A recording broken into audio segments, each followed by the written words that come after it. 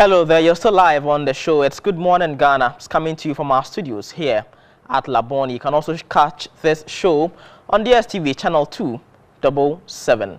Now, over the past few months, and especially yesterday during the Independence Day celebration, the theme for the event was investing in the youth. So we're talking about investing in the youth and what the youth is doing to ensure that they invest in themselves. Joining me in the studio this morning are officials from Kebra-Ghana Limited. Kebra-Ghana is a hire purchase financial advisory and debt recovery organization. I have two persons, a gentleman and then a lady. Zalfa Odonko is on my immediate right, and then Kweku Benchi Enchil, who is the Chief Operating Officer of Kebra, is on my extreme right. Welcome. Thank you. Now let me start off with you, Kofi. Kweku, right? What is Kebra? What do you do? Kebra-Ghana Limited is a retail demand-driven company.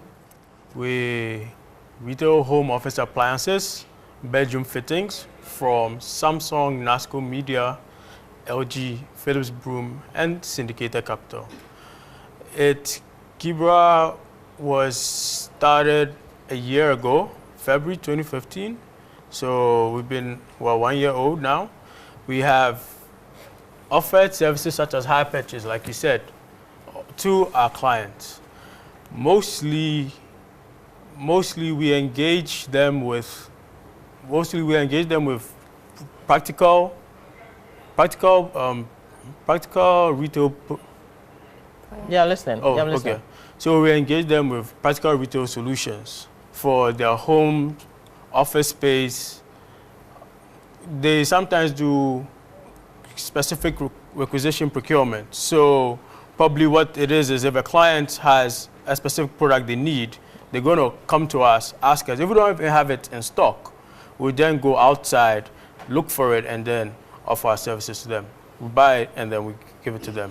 In this era of huge youth unemployment, one would wonder where you got this brilliant idea from, why you decided to do something on your own instead of look for jobs like every other person who completes school. Well, it started off from, I would say, hunger back in the university. Basically because we're practically living from hand to mouth. We decided that once we're done with school, we must have something practical to do that will augment our career goals. And it took us quite a while to figure out what we need to get involved in, because there are so many opportunities there, but I believe we had to create an avenue for the clients or for the masses. We had to find that linkage. What do they need? What do they desire easily? Can get quickly, affordable. So we just looked at our strengths, that's my partner and I, and we decided that fine, let's just venture into the retail space, because we realized there are always buildings springing up, homes springing up. There are going to be needs. There are going to be needs for bedroom fittings, for fridges, freezers, and we decided to just craft a package that way for them. Okay, and Zalfa, how do you come in all of this? I'm the client service manager, and I'm into marketing for the company as well. And what does that mean? What do you market? What do I market? I market the brand as a whole. I market the products and services. I do marketing online through social media, and then I also do word of mouth marketing, basically. The whole team does word of mouth marketing, but I'm more into the social media aspect of the marketing. Okay, now let's talk about the numbers. When you were starting as a startup, how much did you spend to set this dream up? We started off with 1,002 Ghana cedis. And where did that come from? It came mostly from savings. We set aside 300 cedis every month for 4 months. And then we chipped in also with a few deals, consumable goods we sold. It was mostly phones. We started with mostly phones, and that's how it all kicked off. Selling phones, iPads, getting in requisitions. And then we decided that, okay, that's one step. how further can we go with this? And we took it on with trying to get good suppliers for home and office appliances. Okay. So that's how it basically developed. Basically, we developed with trading of phones, and then we took it up with home office supplies. At the time you started, how many clients were you serving, say, within a month? Within a month, so probably that would be a question for client service manager. At the beginning, it was like about five to 10 people not up to 10, 5 to 8 people in a month. And currently, how many are you doing? Currently, we are averaging between 15 and 18 clients every month. In terms of revenue, how much does that translate into? Like you want actual figures? No, just the rough estimate so that I know how much you are worth. Well, in terms of revenue, we are averaging close to 10,000 every month, given the sort of deals that come in. Mind you, it's not just cash deals, it's hire purchase. So we will actually realize the full amount over a period of time. Okay. So I could say, yes, we average 10,000 every month. Okay. But the good thing is that 10,000 cedis every month didn't come cheap, I'm sure. There were challenges. Yeah. What were some of them? First challenge, I would say, is from a startup point of view, was getting the right suppliers, getting products on time in good quality, because we put our face out there and trust that our services are of good quality and good standard to the consumer.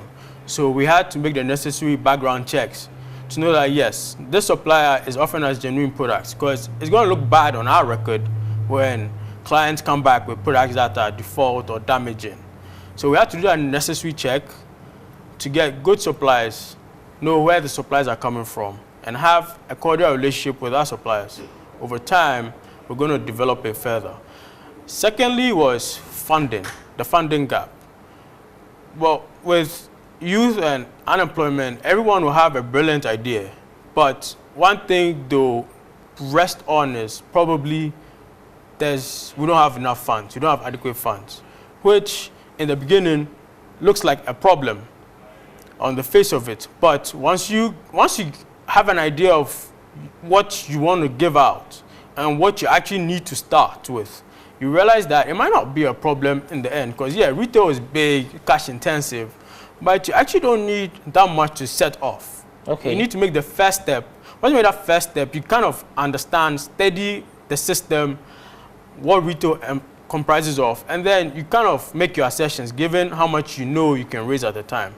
So like I said, start off 1,002 was just one first step to us understanding that, yes, we could actually generate more through other avenues, which luckily for us, we have tried to inculcate, should I say, a quarterly funding system where we have angel investors, family and friends who give us money on short term to go out, to turn around for them, and then after is either rolled over or we give them the principal and interest back. So it's a system that works for us. Interesting points here. And you did all of this with 1,200 cedis. Yes, we started off with 1,200. And no support from any of the government programs set up to support young startups. No, the reason being that we've done our research into government funding like the Yes Fund and all such agencies. But I believe, and I told my partner that, to go to them with your plan, you need to also show them what you can do. You need to show them your track record of what you've done with your own manpower, your own resources, and then they'll be more willing to give you a listening ear than you just walk up to them. That's my belief. Probably others have done it differently and they succeeded, but I feel that each industry is different. And for a retail business, because it's generally cash intensive, they're not going to upfront, okay, I'm going to give you X amount at the go. They're going to look at your numbers. How much have you done so far? What is your revenue growth? What is your sales growth? What's your target? And then when you're able to prove to them that I've done X amount over this stretch, I need X amount to continue, they'll be more willing to help out. You started off with your partner. That's just two of you. Yes. How many people work with Kebra currently?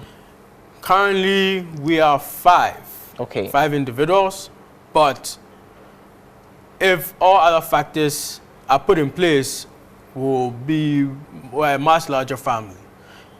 All other factors, yes, precisely. I was going to come to that. Including motivation, prep talks, insight, guidance, vision. Because another thing we look at is, so we've come up with this direction of a virtual business, e-commerce. What we realize is that we're looking in this trajectory. Our friends, family have also come up with spotted other opportunities we can look at and indulge in. So as part of our business growth, we look up to them for opinions and how best we could move the company forward. So you're not necessarily asking for money, but you're asking for people with insight who can direct you and criticize you constructively where it matters. Yes and no. Money is always welcome. No, not money. Financial aid is always welcome to buttress how far we've come so far. Because at each stage, you are going to realize that there are more clients growing, so we need to fund more. We need to provide more services to people.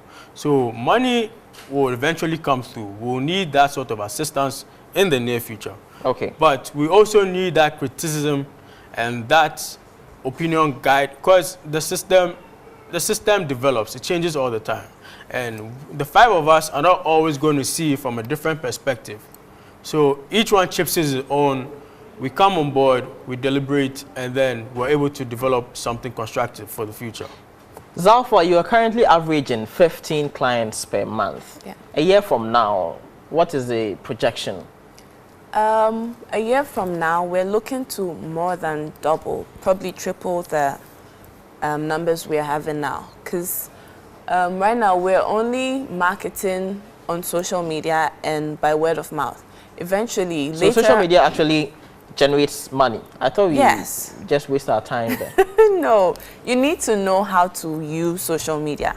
You can make money off of social media easily. Many of our parents don't like social media. They think it's just a waste of everybody's time. It's the kind of things that people put on social media. There's the good parts of everything and there's the bad parts of everything. Our parents go on social media and all they see is naked pictures of people and stuff like that. Some of us see the good things on social media. So you can actually generate money, a lot of money from social media. You just need to know, you have to have the right kind of following. You need to use the right kind of wording and stuff like that. Yes, so we do generate money from social media.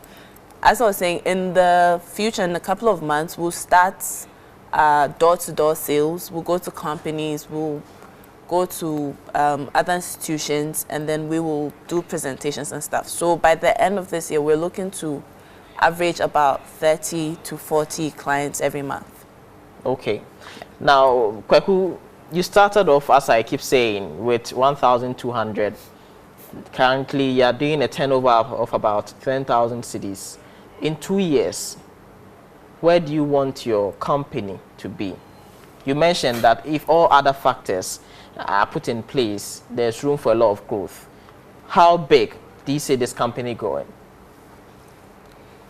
Well, I'll say the sky is not just the limit, it's the limit and beyond. Because it's a retail company, there's always going to be that need. You always have to also focus on development in the country. You know, we're moving digital, we're moving virtual. So you always have to keep a step up, understand the system, look at the policies put in place in the next 5-10 years, what are they doing? Can we start pitching this across? You mentioned something, and I want to touch on that briefly. You said the country will be going digital. How does that inure to your benefit? It means all the previous analog black and white TVs are going to be phased out.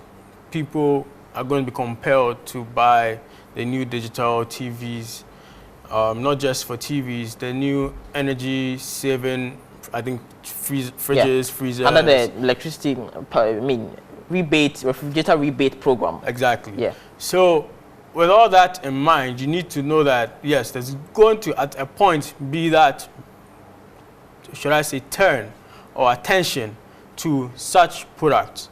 Even if it's not a year from now, we got to start implementing it, drive it home of who we are, what we have, what we can offer. So at the point where an individual, an organization comes through, goes like, oh, they need ABC, they need a new fridge for their homes, whatever, we're able to offer services.